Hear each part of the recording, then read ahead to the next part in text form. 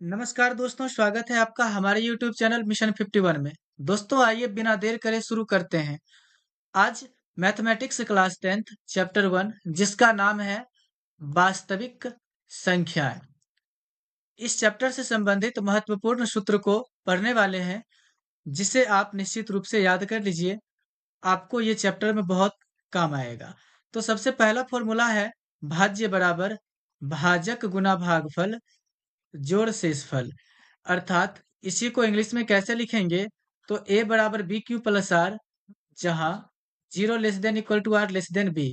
आपको ये बात ध्यान रखना है, zero less than equal to R less than B ये आपके ऑब्जेक्टिव प्रश्न में पूछे जा सकते हैं। यहाँ पे ए जो है, ए भाज्य है, बी भाजक है और क्यू भागफल और आर क्या है, शेषफल है। ठीक, तो दूसरा सूत्र आपको क्या याद रखना है, भाजक बराबर भाज्य माइनस शेषफल बट्टा क्या हो जाएगा, भागफल। ठीक है, इसी को आप अगर इंग्लिश में लिखोगे तो क्या लिखोगे, भाजक को बी बोलते हैं तो बी बराबर भाज्य को ए बोलते हैं माइनस शेषफल को आर बोलते हैं बट्टा भागफल को क्यू बोलते हैं। तब इसे ऐसे लिखेंगे। अगला सूत्र है भागफल बराबर, तो इसमें सूत्र क्या होगा, भाज्य माइनस शेषफल बट्टा भाजक।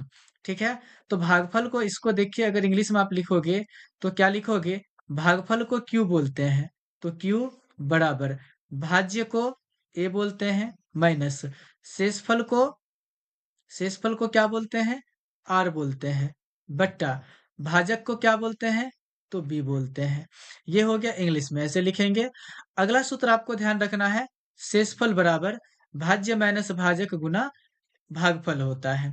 ठीक है, तो यहाँ पे आपको इंग्लिश में अगर लिखना हो तो आप इसे कैसे लिखोगे, शेषफल को क्या लिखते हैं, आर बराबर भाज्य को लिखेंगे ए माइनस भाजक को लिखेंगे बी इंटू भागफल को क्या लिखेंगे, क्यू। ये इसको इंग्लिश में ऐसे लिख लेंगे। अगला सूत्र आपको याद रखना है, दो संख्याओं का गुणनफल।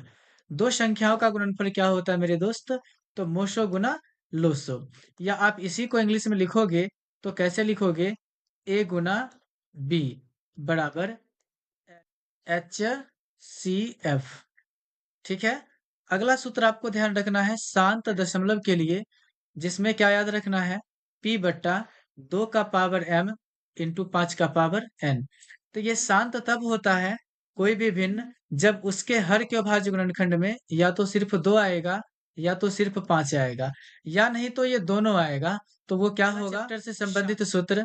फिर मिलते हैं अगले क्लास में क्वेश्चन के साथ, जो आपको निश्चित रूप से देखना चाहिए और अपने तैयारी को बेहतर बनाना चाहिए।